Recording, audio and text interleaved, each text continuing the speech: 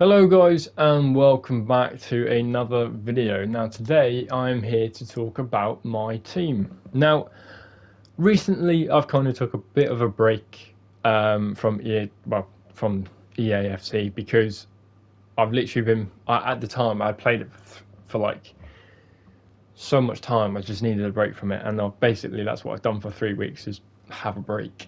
Um, so today I want to talk about this team and basically other formations. I want to talk about. It's going to be one of those simple, literal. You might as well, if you do click on this video, you might as well just put it on the side and start doing your own stuff and just listen to my voice. It's like a podcast, really. But basically, I kind of started off this week, kind of going through my team and going through my formation and going, right, what is not working? Because basically EAFC is a new season, new stuff. I looked at some of the season rules, and some of the season rules are good, but will I be bothered to play the game to do that? I don't know. Because the thing that I find at the moment is my motivation for the game at the moment is kind of kaput. It's kind of been kaput and kind of done. And I've got kind of a few other projects going on at the moment that also needs to be doing as well. So with this game, I've kind of, like I said, I've taken a bit of a break from this game because I've just been playing it every single day and not doing anything else. And one thing that I've found with the formations and stuff. So I started using this formation. This is the 4-3-2-1. And with this formation, I use this formation because of the likes of I'm trying to get players in and find a way to make David one of my key players. Now, David is a fantastic card with 99 pace, 98 shooting, 84 passing, 95 dribbling, and 94 physicality with finesse shot, chip shot, and quick step. This guy is probably one of the best strikers in the game, or probably might be the best striker in the game. But for me particularly, I prefer him at left wing. Now, for the way I play, I don't use crosses loads. The only time I really do is when my fullbacks are really the one, or the right centre mid, or the left centre mid, or the cam is in that position to do it. I don't often use my wingers as a source of getting crosses into the box. A lot of the time I do build into the opposition's box to then find that pass to then score goals. And if you've been watching me for years, you know that be the case. And in my next video that I probably will be doing a bit more of gameplay footage as well, so be mindful on that one. The thing I found though was with the formation I was using, it had a lot of space between the strikers, the centre mids, and the centre backs and stuff. I found that there was too much space, and it really caused a lot of problems and then solutions. The thing for it as well was when I put Ramirez on, Ramirez, I packed him recently and I played this formation with him, and I didn't particularly find that he was finding the right areas for it to work. I just found that this game felt a little bit slow, and he was one of the main culprits of it. But when switching this formation to a 4-3-3, he really found his ground, and it was the same for David. And for me particularly, I really loved. If you know this whole season, I've been using the 4-3-3 has been my main formation the whole game, like the whole season.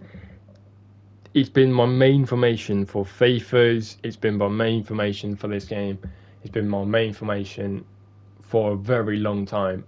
And the reason I use the 4-3-3 is the fact that you have a centre attacking midfielder, a right winger, a left winger, and a striker, and you've got 2 centre mids. Then you've got fullbacks who also love to attack as well. And the thing that I found when changing it up a little bit was that there was a lot more space for David to operate on the left side, and there was a lot more space for Almo to operate on the right. And I put Pedri in cam because, well, Pedri is probably one of the best passers in the game, and he is just, well, with 99 dribbling, 97 passing, you can't go wrong. And obviously, I've also got Lo Celso as well, but I prefer Lo Celso in the midfield over the cam spot, even though a lot of other people will probably turn around and say, actually, you should really be the cam. Everyone's got their own right to opinions. But just with the way that the midfield work, the tiki-taka football is probably the one thing that I love with Pedri. And you get it as well with Dani Olmo sometimes. The tiki-taka football is so nice. And the 4-3-3 is the perfect formation to use for the tiki-taka football. And the thing about the 4-3-3 that I find as well is the possession increases so much, and it's down to where the players are playing, and the positioning of the 2 centre mids. And obviously with the 4-3-2-1, you've got 3 centre mids over 2 centre mids in the other formation, the 4-3-3. But I just prefer using the 2 centre mids and a cam over the 3 centre mids. And that comes down to the fact that the cam literally does play like a cam, and he finds the right gaps to go in to then find passes where even the centre mids are free to do what they can do, and that is sit back a little bit and find that pass.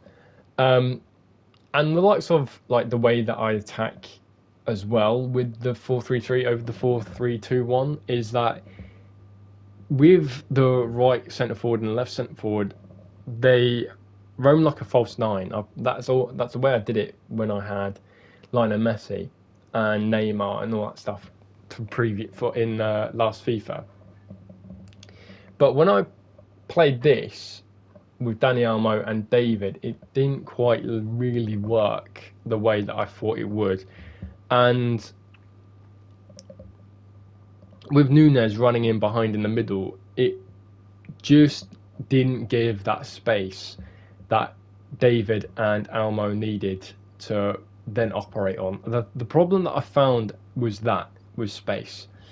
I found that there was not enough space for the front 3 to do what they need to do, and I found there was too much space from the front 3 to the centre mids. And that's my personal opinion about this formation. And that is why I love using the 4-3-3 with the centre attacking midfielder. The fact that the centre attacking midfielder is there to be kind of the connective point to the attackers was basically the thing that I loved using. And, well, it sorted out my problem with the formation and my possession. And the thing is about this is I'm quite lucky that I still had a bit of cash about or a bit of coins about on this game, because Pedri wasn't that much expensive, around like 380k. Olmo was roughly 200 and something, and Lo Celso was roughly that as well. And Frimpong was he's probably the most expensive player, around 400 odd. So when looking at these players, I mean, the prices they've gotten to that point where they'll probably go down in price anyway. A lot of 98s and probably 99s and stuff like that will do, because the footies are out at the moment. And there's a lot of 97s and a lot of stuff that you can get on the actual seasonal objectives, where you can get a 95 for free. You can get a 97 for free if you wanted.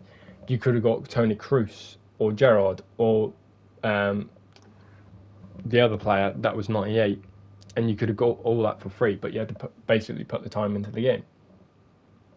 Which means that the market will go down for strikers and centre forwards and stuff like that. So a lot of the players, if you're looking at strikers, if you're looking at certain stuff, I do recommend looking at David. If you are looking for strikers, I mean, I got him first owned, perfect for me and all that stuff. But if you look at his actual price, he is probably, well, when it loads eventually, he is quite a bit. He's half a mil, or probably just more than that.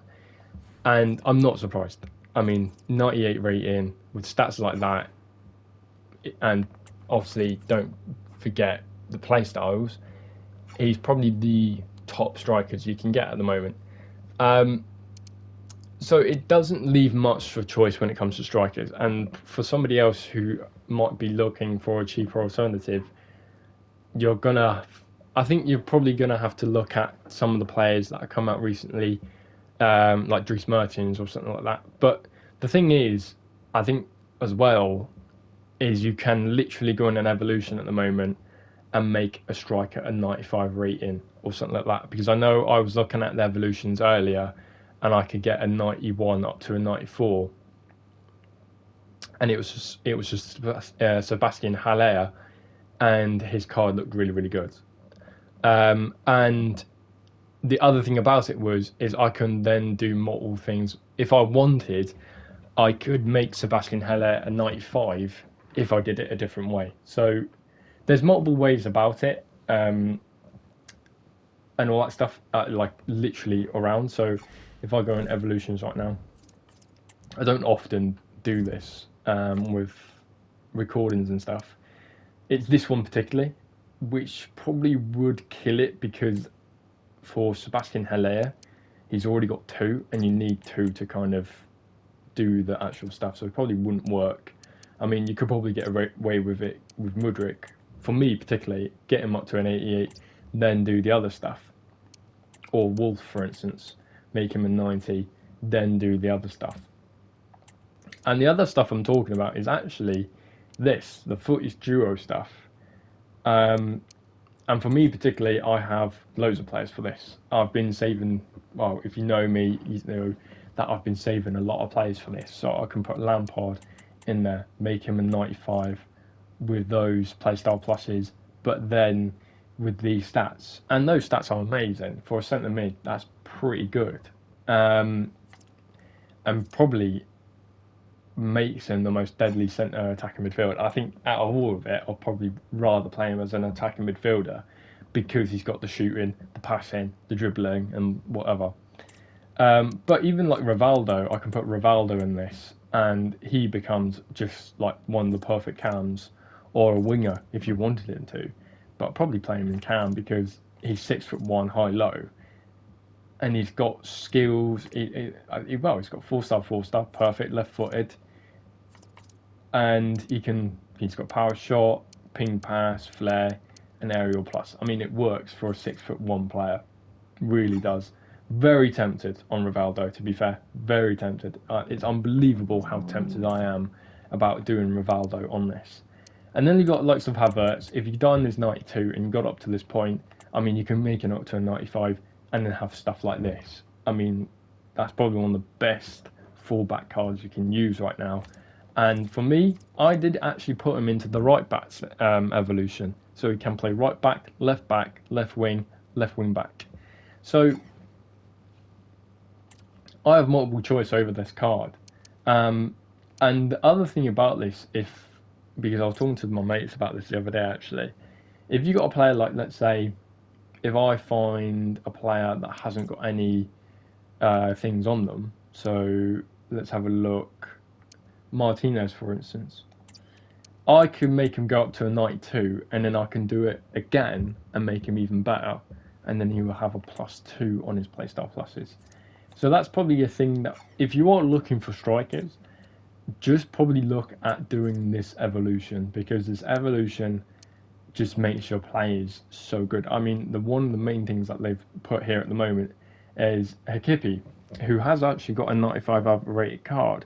But if you've got his team of the season and you upgrade this card to a 95, it actually becomes a really good card. So you've got multiple choices there. Highly recommend looking at it.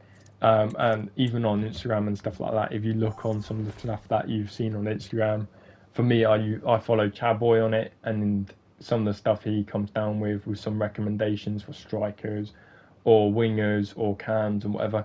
They're quite useful, don't get me wrong, but for like collecting as much cards as I have so far, I could put all sorts of players in. I could put all sorts of players in that and make them a better player, but it's obviously too late now, and you've got to look at other players.